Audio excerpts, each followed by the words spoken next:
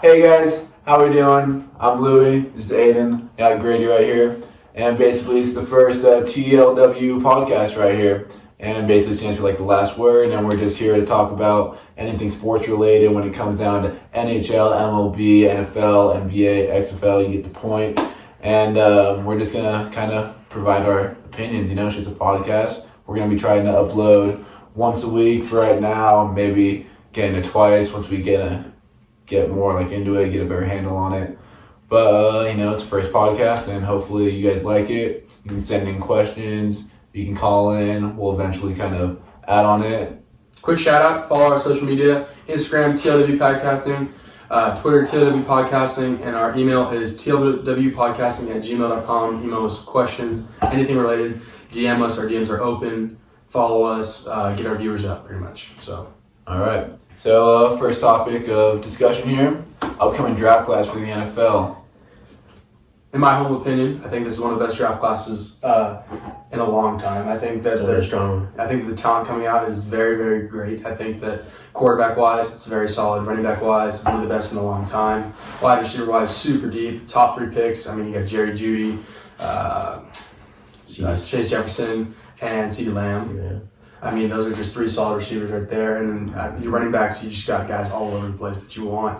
A couple big guys didn't make it into the draft this year just due to the fact they're coming back for their fourth year. ETN, Clemson, big running back prospect for this year. A lot of teams had him on their board, and he decided to be off and come back and finish his degree. Shout out. That's big props. Same with the running back from Oklahoma State. Don't really remember his name right now, but he was very solid through mid-season. Kind of fell apart towards the end because Oklahoma State didn't have a great year. But, yeah, that's my opinions on it. And not to mention the quarterbacks coming in. Yeah. We got Joe Burrow, we got Tua, we got Justin Herbert. It's going to be insane. Don't sleep on Jordan Love. Yeah, Jordan Love, in my opinion, top 30 in the draft. I think he's Top 3 players in the draft? No, top 3 quarterbacks in the draft. Okay. These are top 3 players. It's got to be a top 3 players pick, right? It's got to be Joe Burrow, Chase Young. Chase Young's going 2. And then It gets close up there, actually. Toss up for that 3rd pick. Kuda, maybe? It's rare that DB goes that early, but if it could go, I got an interesting it's a question. big pick. If you're the Detroit Lions, where do you go? Do you take Tua, knowing you have a quarterback, that a good quarterback you can start before him, let him heal up, let his injury get better, let him learn from Matthew Stafford, and by the time Matthew Stafford's career is kind of over, let him kind of take the reins of the franchise, or do you take the safer route and go with Jeffrey Okudah, the 3rd round pick?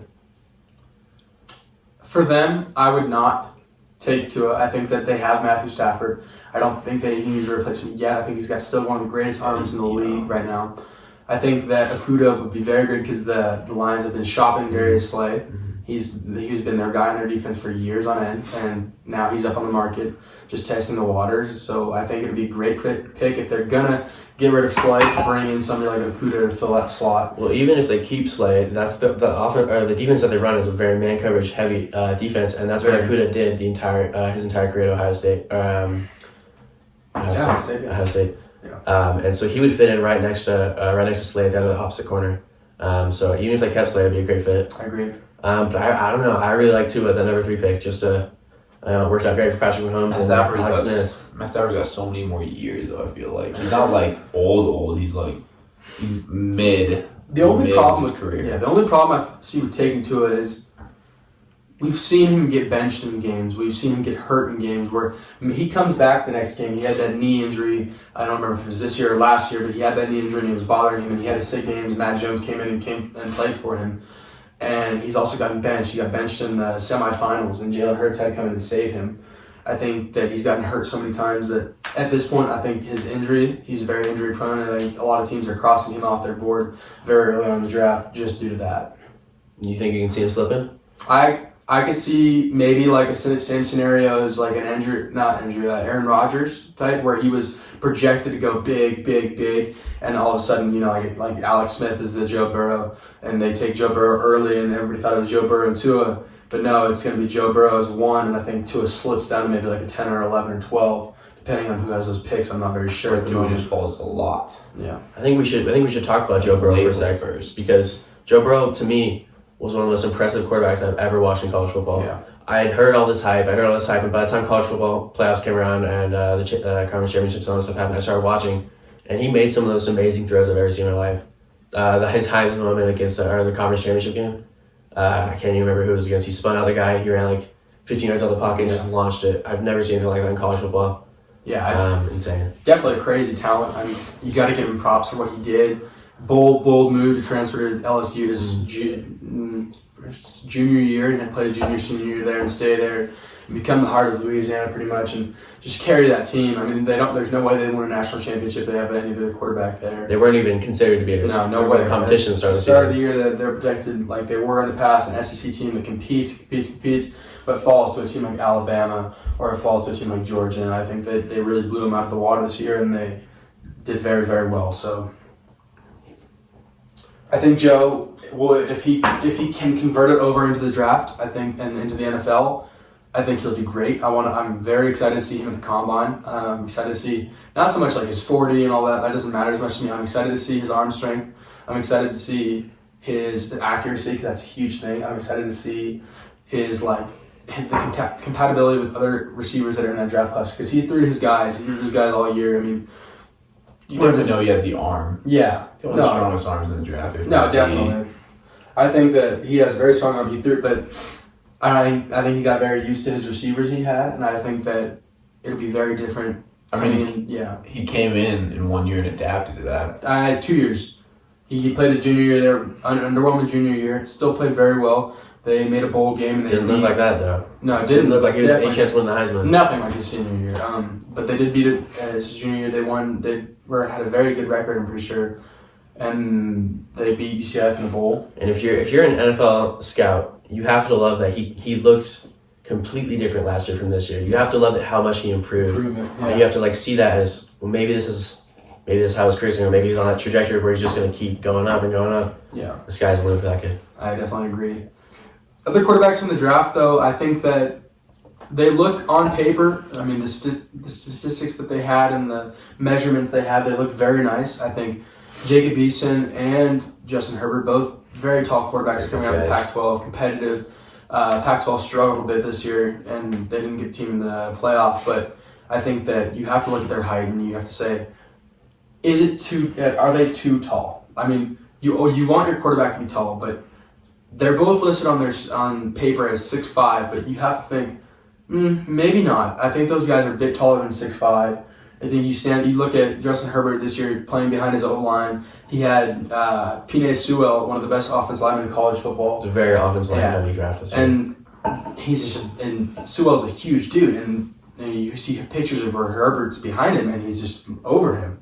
I think that... What's the downside of being too tall? Too tall, I think that it'll be very easy to read as a DB. I mean, sometimes you get lost behind the quarterback. Like a quarterback like Drew Brees, fantastic talent. I think you get lost behind the O-line a bit because you can't see where he's eyeing things down.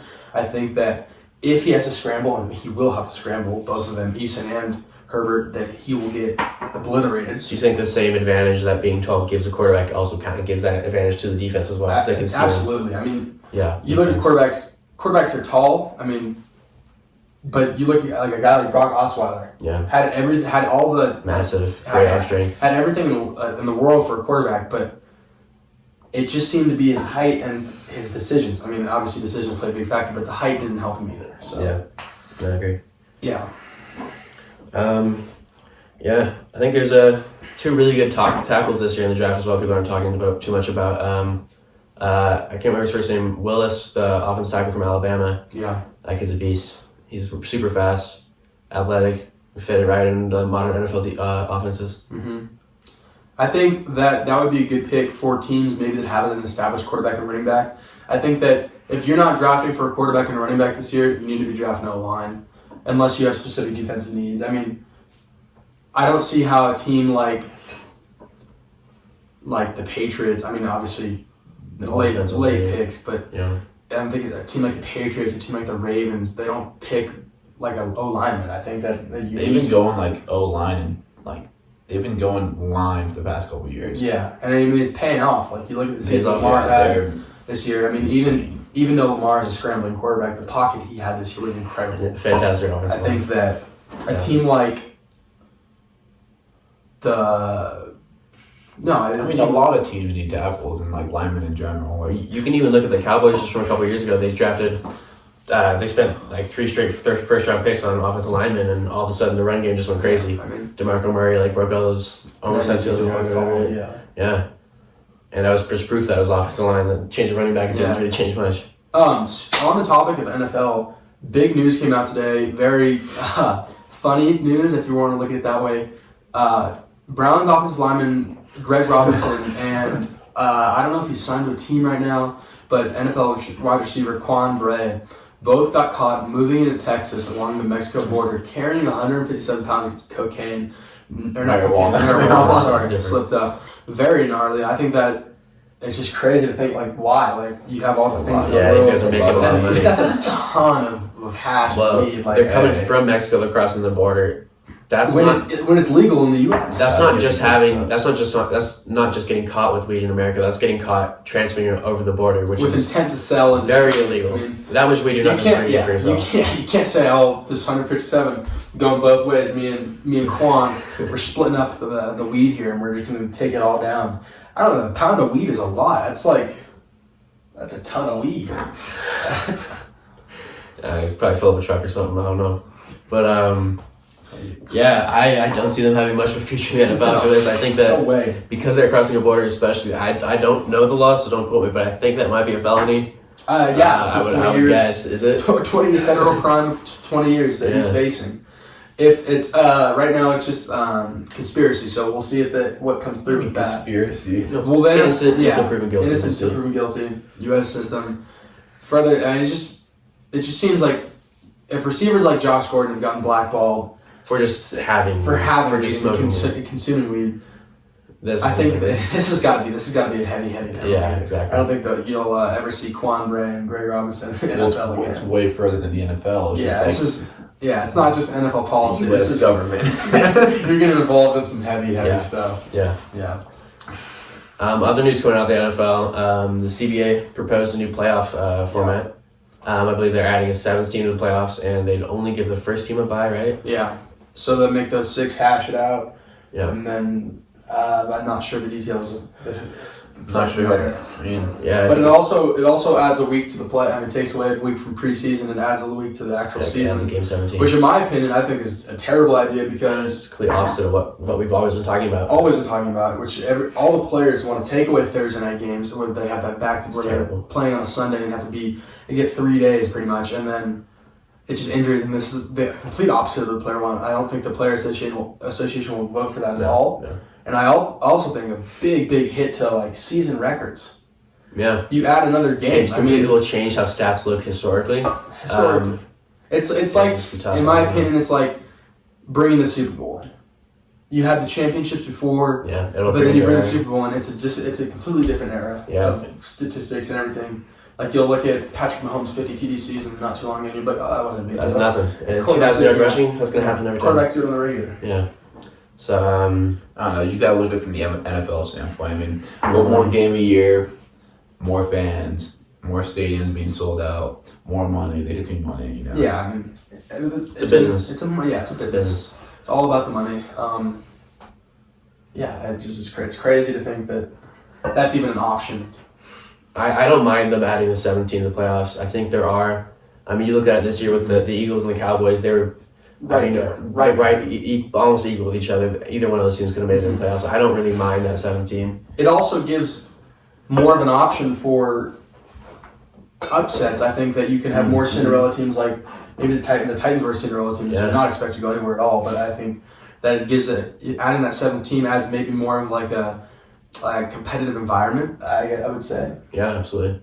Yeah, imagine a 7 seed beating a 2 seed and then going to the 1 seed and beating them too. Mm-hmm. That was what we did have to face. So, yeah. So moving on from the NFL, but staying on the topic of football, big new league, XFL. Love it. I love it. I think it's entertaining. It's brand new football. It's great. I think it's great. I think that it's going to give other players a chance. I'd love to hear your guys' opinions on it. I mean, I love PJ Walker. I love Cardell Jones. What a kid PJ Walker is. He's done some amazing passes. I watched him week 1. I was absolutely amazed by some of the things he was doing. he looks like Lamar Jackson out there. He's fast. He's the fastest kid on the field every time. And 100%. he just, his sidearm, he's great ball arm strength, arm accuracy, and everything. Mm-hmm. I haven't watched too much of it, but like from what I've seen, it's like it's a lot different, but it's like interesting at the same time. It's still football at the end of the day, but like the rule changes are a little weird. But you know, I mean, it does add a more competitive edge. Like you can go for the 1, 2, or 3 point. Yeah, I think that's crazy. And that's game changing. Yeah, you also, but then they talk about, you know, like giving people other chances to kind of make it to the league and everything. Yeah. But like at a certain point, it's like, how competitive is this league if it's just a bunch of rejects? You know, if they're able to compete like at a high level, like how will that kind of translate to the NFL? Well, I think it gives people like PJ Walker and Cardell Jones one more chance to prove that they do belong in the NFL. And I don't think either one of them will be on the XFL next year. But I agree. I think a team that needs quarterbacks. I mean, you got teams playing quarterbacks that don't even belong in the league this year. I think that you have to look at these guys and. Well, I mean, after the season, we'll get a good feel for it because, I mean, as the season ends and the NFL season comes, these people are going to move their way out and they're going to go to the NFL. And we're going to see if they translate into it. If they don't, I mean, they don't. But imagine the Steelers this year. They had, 3 different quarterbacks last year? They could bring in early on and Mason Rudolph goes down for a while. Duck Hodges comes in and plays. What a story he is. And then you bring in the number 1 FCS passing in history. He's got the most passing yards in history. And then Mason Rudolph comes back and it's a circle of quarterbacks there. Yeah. I think it'll be exciting. I think as the league moves on, if it prospers, I think that it'll be enjoyable to watch. I mean, it's enjoyable to watch now. I love the new rule changes, like you mentioned, the kickoff. I think the kickoff is insane. I think it gives way more of a chance for that special team kick returner to stand out. And it seems like an obvious solution to the injury problem. Yeah, I mean, it seems like so obvious that we didn't think of it already. Yeah, you don't have guys running at 1,000,000 miles an hour anymore. Like and the blindside blocks aren't as gnarly, they're not as fast, they're not as competitive to get like I don't know. It's just, what is weird because that's the whole like interest between. That's like a big selling point of like the modern kickoff in NFL. Like people want to see the big plays, people want to see the big hits, and taking it away, and it's still interesting. Well, there's just a lot more big returns now too. They make it a lot easier. Yeah, on the, it just depends on the way you look at it, I would say. But that's fair catch. I do enjoy that it's not too easy for them. It hasn't been too easy for them. I haven't seen a ridiculous amount of.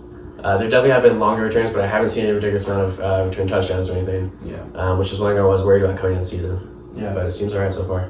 On the topic of rule changes, similar to it, but not much. Breaking the rules. Big news. I'm sure every podcast in America that talks about sports has talked about it, but I'm going to talk about it because I think it's very interesting, and I think it's something we need to talk about because I think everybody else in the MLB is getting screwed. I think that, obviously, if you don't know what we're talking about, Astros, sign stealing, everything else that comes with it. I mean, sign stealing is just the biggest thing, but they cheated. They wore wires. They could give you a tap when they knew the pitchers coming. They had people in the outfield that knew what was happening. Well, as much as it's kind of funny. So I don't know if you all know how they did it. So basically, they had a camera in the outfield that could pick up the pitching signals, obviously, and they would somehow get that to somebody in the dugout who would bang on a trash can. So the guy at the plate. It seems kind of archaic. If you're using that high tech of a camera, you'd think they might think of something a little more but it nuanced than that banging the trash can. It works. But the years that happened from 2017 to now, I think that 2017 World Series doesn't even happen. Yeah, I don't know how you can count. As Bellinger said, I think that Altuve did rob an MVP from Judge. Absolutely. I think that the Yankees will have won multiple World Series if that doesn't happen.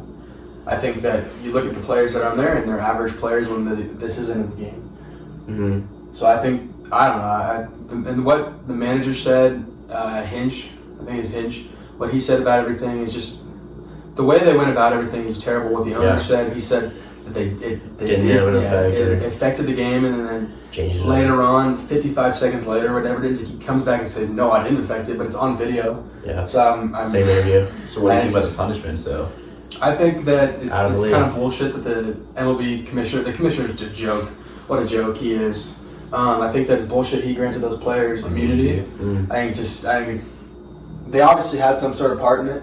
Yeah, absolutely. Because you look at guys They all like, got to know. They all would have to know. So you look at guys like Bregman and Verlander who have been so verbal throughout their careers. Obviously, Verlander's pitcher didn't have a ton, but they must have knew about it. I mean, everybody in that club. You have to. Yeah. You look at those guys who are been so verbal, and that? Verlander has talked about how cheating is just like one of the worst things in the MLB, and he needs to get rid of it. Mm-hmm. And then now to hear them so quiet and very meek, not much coming out about it. I think it's just. I don't know. I think there needs to be more of a punishment. I think that as it unfolds, there will be more. But right now, we can just sit and wait and see what happens. Do you think they will take that championship away from the Astros, or do you think it'll just be a big asterisk next to it? I think we'll take it away. I don't know. I think there'll just be a big old asterisk next to it. I think it's history and it already happened. I don't think there's much they can do about it. And then that's also an experience you can't take away from people. Yeah. Me being I'm not a big Dodgers fan, so it was definitely an experience I enjoyed. Definitely was an experience I enjoyed, and you're not going to take that away from me. So, tough for the Dodgers players, especially Clayton Kershaw. That's awful for him because he's already labeled as this unclutched pitcher who can't do it in the playoffs, and now to know that one of the times when he choked in the playoffs, we know now that it was because, or at least partially because of cheating in this trash can in the dugout. But I think that you can't take away his choke status. He's choked against other teams. It's in the first time, you're right. Yeah, he's choked before. But I think a guy like Yu Darvish, who literally was pitching probably his best season ever, and to go into and fall apart. Hated him after that. And hate him, and he gets booed out of Texas, and he's like gone, and they hate him. He's doing pretty well for himself now outside of LA, but that was real rough for him. I remember how angry Dodgers fans were. And he's normally a quiet dude. He doesn't say very much, but he's been very, very vocal, and the things he said is, I mean, I would say them too. If I was a quiet guy like that, I'd be very heated in a pitcher like that. Yeah. And I think other guys that maybe have gotten, not like the big name pitchers, but guys that have gotten a chance, and then they play the Astros and they get that's their career. Absolutely demolished, and they give up 3 home runs in the span of 2 innings, and then they're like, "Oh, you're back to fucking AAA." Like that sucks. Like that's screwing them out of a lifetime career. Yeah. So I don't know, pretty crazy stuff going on. But other MLB news lately, Mookie Betts to the Dodgers. Crazy news. The Dodgers always seem to find somebody in the offseason where they they never seem to win it. No, they're saying they get all that to just lose to go to the World Series. But I'm excited for it. No, Mookie Betts is a great player. I think he's gonna be exciting to watch. I think him and Cody Bellinger will lead that team. I think it's tough for me because I'm obviously my Giants are my favorite team in the MLB. But being that I'm a Giants fan, I don't like the Dodgers at all. I just like them a lot. So I became a pretty decent sized Red Sox fan watching them beat the Dodgers in the World Series. Yeah. Actually beating the Dodgers in the World Series, unlike the Astros. Mm-hmm. So I actually grew to like Mookie Betts a lot. And so it's kind of tough for me to see him traded to the dark side with the Dodgers over there. I really liked him. I hope he doesn't resign there and maybe he comes to San Francisco after the season. That would be nice. We'll see. But I don't think so. No. I think you got a lot of false hope going on. There's a lot of movement in MLB this offseason. Madison Bumgarner, Diamondbacks. It's just... I'm glad he didn't go to the Dodgers. There was talk about that. But the Angels picking up Rendon. I think it's a huge pickup. But they do need pitching, I think. You think Shohei Ohtani can do it? No, I don't think that any of the pitchers on the Angels are good enough to carry that team. No. And it's a damn shame because Mike Trout's probably... If he's on a better team, he's probably the greatest baseball player in history, and he's still arguably the greatest baseball player in history. But he's got to get out of. He just got that fat old check. I think it was last year, a couple years ago. I don't think he can run away from that. I mean, the money's there. Yeah, at some point, you're playing for money. So. Yeah, we'll see. I don't know. It is tough to watch Mike Trout be there, and year after year, heartbreak. He wins the MVP almost every year, but never makes the playoffs. It's tough. It's I mean, just from a competitive point of view, very tough. Yeah. Mm-hmm. Other news: college lacrosse kicked off the other day.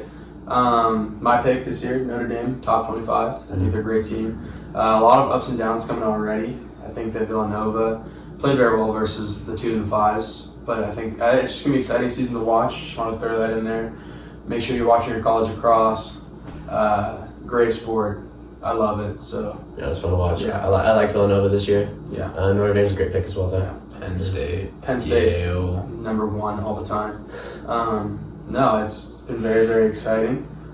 We'll see what keeps happening. Oh, in other sports news, this weekend we got the Deontay Wilder Fury fight going on. I'm Very excited. I'm very excited. Stoked. Big Fury got gypped out of his first first round. Did you guys watch that first fight? That was fucking gnarly. I It was love crazy. watching fights. Is crazy. I sat there in my living room with my family, and we all thought it was over. We thought Fury had the fight, and then with like 2 minutes left, he gets knocked unconscious. He was unconscious. He's a madman. He's an absolute madman. I don't know how he did it. And he comes back and he delivers punches. He does not. Watching them, you're never gonna watch them and be like, "Damn, I wish they were fucking punching each other." They're going to hit each other. Yeah. That's what Deontay Wilder is he's someone who's gonna swing. He's gonna knock you out. Yeah.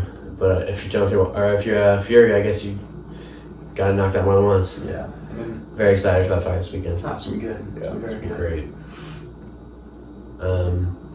Basketball. How are we thinking about basketball? I know earlier you told me you don't think the Clippers have a chance this year. I think that they'll go very far in the Western Conference playoffs, but I think that the Lakers. I mean, obviously Bron's there, AD's there. I think that when playoff kicks in, playoff Bron's a different animal. What about playoff Kawhi? I don't think playoff Bron is as. I don't think playoff Kawhi is as good as playoff Bron is. Look at them head to head. What happened? Okay, but so you got Kawhi and LeBron, right? They're matching up. Who's guarding AD? Well, the Clippers just traded for Morris. And I think Marcus Morris? Marcus Morris. He's not guarding Anthony. He's a dog, bro. He's not guarding Anthony Davis. He's a dog. And Davis is going in. Listen, they've played the Clippers 2 times this year. What happened both times? Yeah, they lost. They lost. That was before they added Marcus Morris. Their entire defense is built off dog. Like, they're hardworking defense players. Patrick Beverley, probably my favorite player in the NBA. I got a Patrick Beverley jersey. As you guys probably know, I'm a Clippers fan. I have been for a very long time. But Patrick Beverley jersey, I love watching last year. They're all hustle. Montrezl Harrell, just all hustle. And then they add another guy like that, and Morris. I can't see them. At that point, you got. So say you have those 3 on the court. That's a big. And then their Kawhi hustle guys lack of talent. Kawhi Leonard, Paul George. I think that the Lakers have maybe not so much, but they have a ton of talent. Yeah, I think it'll be great match to match if they get to that point. The Lakers, RP Kobe, they have a big like motivation for the season too. No, They've had to do it definitely for a ton him. of fire coming behind. Well, That emotion's going to carry on throughout the whole season. Don't forget, the Clippers, the reason why Kawhi is there, the reason why Paul George is there, they grew up in LA. They grew up as Laker fans. Yeah. They still feel that they're still an LA team. But even if they make it to the championships this year, I don't think Giannis can be stopped. I mean, you saw the first half of the season he's been having. It's been insane. He's been killing it. He's in my opinion, one of the front-running MVPs again. Yeah. I think he's just absolutely tearing up the league this year. And Chris Middleton, always a great shooter, great scorer. I don't know. It's gonna be very interesting. My favorite player on the Bucks, Pat Connaughton, Beast. OG White Boy. That's right. OG White Boy. Speaking of possible MVP winners, what do you guys think about Luka Doncic? In his second year, he's already he's crazy. An absolutely amazing year. He's how old? He's 21, 22 years old. But I just hope he doesn't end up as like somebody who doesn't win. Yeah. Like, where they're on a great team. Like kind of like Damian Lillard's in that same situation right now. He's having a fantastic season. He's in front of the MVP candidate as well. Yeah. He's killing it. But I don't think that he's on a team that can win. You said earlier the West is absolutely stacked. I think it has been for years, but more so now than ever. Oh, 100%. Or do you want to see Dame go if you... I don't want to see Dame. I think Dame's in Portland for a long time. He just signed a huge contract, right? Yeah. He's got that. He's got money in the bag now. I think he's okay with having money in the bag, and he's got his rap career. So $1.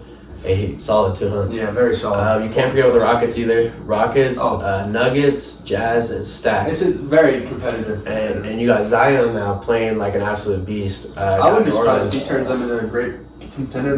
They've won a couple games. They're really looking like a solid team, but he was still not playing full games. Like he's on limited minutes. He dropped 31 the other night. It's crazy. It seems to me from watching him, he's doing almost the same thing he did in college, which is amazing to me. And it's crazy to think a rookie like him could come in and be the face of that franchise right away. Immediately. Right away. You know what I mean? I love that fit. people doing that. Yeah. And I love that fit. He has Alonzo Ball with Mm-hmm. a high jumping big man and a Kind of reminiscent of, well, there's only two of them, but it's kind of reminiscent of old Bob City with the Clippers. and Slightly, but I mean not a ton. But I think Zion's a crazy balance. got a It's lot of exciting to potential. watch. So And really, with the emergence of Zion coming off the injury and Brandon Ingram too, Yeah, it's no, really yeah, making. yeah. playing so well. Like Crazy. Lonzo, And Lonzo's really looking really Yeah, good. was yeah, awesome. Lonzo's playing way better than he has like throughout his whole He's career. playing his game. He's not. Yeah, he's not. Trying to do something special like he was. He's not trying to be the leader of that team. yeah, I mean Just- when you're under the he's pressure of the playing his Lakers, role. when you're a Laker, you have a ton of You're- weight on your you're a shoulders. Laker. So I mean he's not playing under that pressure He's anymore. doing what he needs to do. Yeah, he's playing for maybe a program where he can just succeed. Yeah, absolutely. And what do you think? So we talked about the NFL draft class. Yeah. We talked about Lonzo Ball. Yeah. Next season, we got LaMelo Ball coming for the That's NBA. facts. He The just NBA. won. I just saw something on Twitter the other day. Won MVP of his He won it. JBL league, That's crazy. and he's only playing for 1 year. I think he's not even 20 yet, right? He's like 19. He's 20. our age. He's like only a couple years older than us. It's Yeah. crazy to think that a guy like that can. Didn't seem to see his path Yeah. too. But I think that He seems like he's really matured. Yeah, he's as a person. I've watched a bit of him. I don't watch a ton of overseas basketball. I don't even watch a ton of basketball. But I don't think that I watched his highlights a bit. I don't think he'll fit on a team because he'll have to distribute more than he does in his JBL. I mean, No, but- JBL, he's the guy. Well, Not many here's the thing, teams in the NBA is going to go to the league and be the guy. Well, I mean, throughout the past couple of years, you've seen like even from like high school to EuroLeague, where Lithuania college, to to the league that LeVar made, Yeah. all the way to Australia. Yeah. He's matured each year, and like with maturity comes like him being able to accept like, oh, I'm not gonna be the main guy. I have to be able to play with these other people. I'm not just the only all-star on this team. And it seems like the further away LeVar gets from his kids, the further Lonzo got down to New Orleans, the further LaMelo got down to Australia. They become The more they become themselves. adults, the more they act like adults, the more they play good basketball. You gotta learn how to be a Um, human. Yeah, and as good as the job LeVar did is hyping them up, and Lonzo would not have been the number 2 overall pick if it wasn't for LeVar. I truly believe that. But I mean, if He UCLA came in UCLA tape, and killed he people. balled out. But his dad spoke a lot for him. I'm glad that we don't hear a lot of news on LeVar anymore. He kind of fell off a bit. Yeah, Which is nice. I think he knows what he It was did. well needed. I think he knows he did his job. I think he got his kids in the right spot. Oh, 100%. I think he's Jello. He shot 2 for 3. I mean, Yeah, Jello. Jello just didn't do much, but I think LeVar He's got a shot. yeah. Don't sleep on Jello right now. Jello's over. No, I think Melo's gonna be the last of that dynasty. Yeah, And 100%. he's just gonna. You think he's gonna be better than Lonzo is? I think. It's hard to tell right now. You have to wait till he gets in the league. I don't because- know. Lonzo plays defense. I haven't seen Melo play very much defense. Well, like I said, he's maturing. You got to watch him like develop as a Yeah. player Here's as the he thing. comes into the NBA. Here's the thing: is this is kind of similar we saw with Luka Doncic. LaMelo's not playing against kids, people his age. He's not playing against kids in college. He's playing against full-grown adults. So in he'll Australia. be seasoned coming in. He'll know what it's like to go against somebody Like that's grown bigger men. and stronger. They're grown men. That knows a couple of things. Been around the block a couple times, you know. And it's the same as Luka Doncic. He was playing in that league since he was 16. He won MVP. Yeah. Something crazy. So I also really enjoy people going to foreign leagues now instead of college because college doesn't start being played. I agree with you. I think it's awesome that they're getting paid and getting more experience overseas with more talented adults. Yeah. What do you think about them being paid? About college athletes? Yeah. maybe? For different sports, I think It's different. there should be different rules. Yeah. Basketball, Do you feel like if you're getting a full ride to this school, you're getting your education, you're being able to do what you so love, that's the thing. Like it just and depends you're on a platform to be able to go to these like professional leagues where you're making millions, like thousands, millions of dollars, and then on top of this, you're getting advertised, like you're the market basically. You're bringing in millions of dollars. But the to thing this. is for- but you're also for they're also different doing sports- so much for you. For different sports, I think it's different. For basketball, I don't think they should get paid because a lot of teams are one and done and they're out of there, and they're already making money anyways. For football, I think it's different. I don't think they should get paid by the school. I think that if their name gets used on a jersey or in I like agree. endorsements or stuff like I that, agree. they should 100% pay it on agree. their. I think they It's can. their name. It's their own. It's their own. They can use their image and all that stuff. It might be different. I mean, you definitely think differently because like you're going Yeah, off I'm to going- a school. But Where's like that for facility me, down, baby? like for me, like looking from the outside, I guess it's like I feel like these kids like they're getting everything they need to excel in life. So it's like, why do they need this extra like something to like make them want to play? Because it's at this point, it's like the arguments. Oh, are they going here for the money, or are they going there to actually make the program better and actually like excel as an athlete? Well, that's why I think that Because like a lot of the kids, way I said it is the endorsement deals where it's not even The better they are as a football player. It's the better they are on Yeah. the way their name sells. Like who the fuck goes? If some kids goes to like Texas A&M State University, Sits all some 4 stupid years and ass still makes some school, money. I but don't know. he's like the front running best player in college football. Yeah. His jersey's selling, his name is selling, he's making money. Yeah, Some kid that's a third string on Clemson because he thought, oh, I'm going to go there for the money. He's making fucking no money because his name's not selling. Mhm. I think that just depends on the player. I think that it would be nice to see us getting paid. I think I would like to see, I mean, I'm a different view in the NCAA, so it's different for me. But I understand where you're coming from, and I think you can see where I'm coming from as yeah, well. it's just hard to like so like we're gonna end up going to college No, 100%. and we're gonna end up having to pay, and it's like these days like college is way too expensive. You're going into life like adult life It's almost with not debt. worth it. Yeah, And like It's not worth it. I feel like if you're going into college, you're getting your education, you're getting your degree, you're getting the football experience, the basketball experience, the baseball experience, and it's getting paid for you. yeah. And it's like that, like hundreds of thousands of dollars depending on where you go. Mhm. I don't feel like you need to get paid because your payment is already like full ride to this school, like full ride to Oregon. Bam, you're getting everything I think- you need. I think I'm kind of in between both of you. I think, actually, I think I kind of more agree with Grady. I think they should be able to make money off of what they do for the school. Because if you're an amazing player, Zion Williamson probably brought millions of dollars to Duke University, right? Millions of dollars, and he gets none of it. But he only stays for 1 year, and he made all that money as soon as he signed with the Pelicans. That's true. That's fair. Well, I could use better examples. Tua, maybe. Yeah, that's different. That's why I think you have to be different rules for different Yeah, sports. makes sense. Oh, yeah. Because I mean, and Yeah. obviously basketball. I mean, Zion's getting paid one of the biggest. But then at that point, you can't make everyone happy. Well, I Yeah, mean, it's hard there's to- always going to be someone that's Yeah. not happy. Yeah. Yeah. All right. I mean, well, same with baseball. yeah. I mean, well, You just baseball. get drafted out of high school. That's different.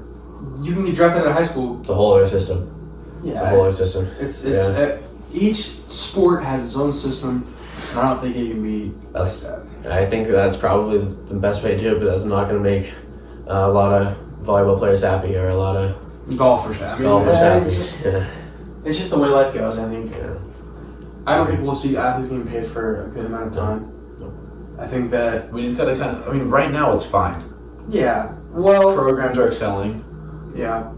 Like I don't know. I mean, yeah, you have your top dogs, but it's like I wouldn't want to see like great athletes, like good talent going to like somewhere just like Wyoming so they can Yeah. like Wyoming. It's not a horrible school, but it's like if they're Alabama talent going to Wyoming 'cause they're gonna get for paid. money. Yeah. Well, but I also think that makes the NCAA football a very competitive league. I think that you've got kids going to Alabama right now because they want to win a national championship. I think if you got kids that are maybe like the top 100 and coming out of high school, and they're going to a different school, I think that's great because say Wyoming's not a competitor now, but if kids are starting to go there because they can make money because they their jersey will sell because they'll be the guy there, then I think that the talent evens out and it's more of a competitive set. I mean, you watch teams, you can kind of predict number 1 to 5 every year. Every year before even season Yeah. starts, unless you got a Joe Burrow. Yeah, I somewhere mean, out it's there. even 1 to 15. I mean, Yeah. like you can always tell that Clemson's going to be top even from 7 to 12 every year. And it's like, I think that would make things more even. I think that I don't know, it's just crazy to think Yeah, that's a solid argument. that they're doing all this work and not getting paid, but the schools are getting paid so much money on it. It's ridiculous. It's ridiculous. Especially for football, like these kids are. I mean, I don't know. It's a lot of tuition, but you got to look at it from. You can apply for scholarships outside of athletics. Yeah. So I think I don't know. I think that these kids have worked hard. These kids, myself and other kids, have worked hard for what we've got, and I think that it would be nice to get paid off of it. But and it's not like it's a lot of kids. It's what 53 kids on its per university. It's not like these more, are. Yeah. It's not like It's there's the top 2% of athletes. kids, yeah. Not very many get there. So yeah. I don't know. I think it's gonna be something crazy to think about. I think that I'm happy to see the future for everything we talked about today. We'll see what happens. Yeah. So that's gonna wrap up our first podcast episode, number 1. Thank you for tuning in, listening, and tell your friends. We'll be here once a week, twice a week if anything breaking news happens. Follow our Twitter, TLW Podcasting. Follow our Instagram, TLW Podcasting. Same thing with our email, just add it at gmail.com. Email us questions, anything you guys have. We'll try and get back as soon as we can. So yeah, thank you very much for listening. We'll be back next week. That's a wrap. Yes. Boom!